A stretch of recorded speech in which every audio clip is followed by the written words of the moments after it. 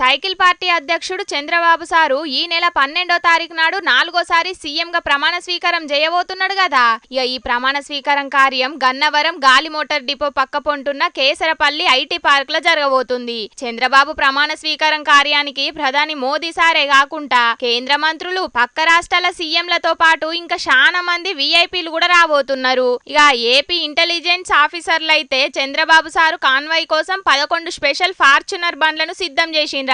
అన్నిటికీ registration number 393 ఉంటదట.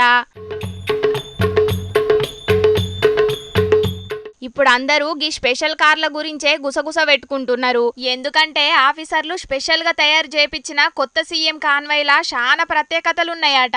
ఇప్పటికే చంద్రబాబు సారుకు Z+ సెక్యూరిటీ ఉంది. ఇక ఇప్పుడు సీఎం కుర్చీలో కూసుండబోయే చంద్రబాబు సారుకు ఇంకా బందోబస్తు సెక్యూరిటీ ఇయ్యాలని ఆలోచనలు చేసిండ్రట ఏపీ ఇంటెలిజెన్స్ ఆఫీసర్లు. ఎందుకంటే ఏపీలో ఎలక్షన్లప్పుడు, ఎలక్షన్ల తర్వాత జరిగిన పంచాదులు, కొట్లాటలను చూసి కాబోయే సీఎం కు సెక్యూరిటీ ముచ్చట్ల స్పెషల్ ఫోకస్ పెట్టిండ్రట ఆఫీసర్లు అయితే కొత్త సీఎం కోసం కాన్వాయ్ ల బగ్గనే మార్పులు చేసిండ్రు గాని మరి చంద్రబాబు సారు సీఎం కుర్చీలో కూసున్నాక ఏపీలో ఏమేం మార్పులు తీసుకొస్తాడో చూడాలంటున్నారు ఈ స్పెషల్ కాన్వాయ్ ముచ్చట తెలిసినోళ్ళు.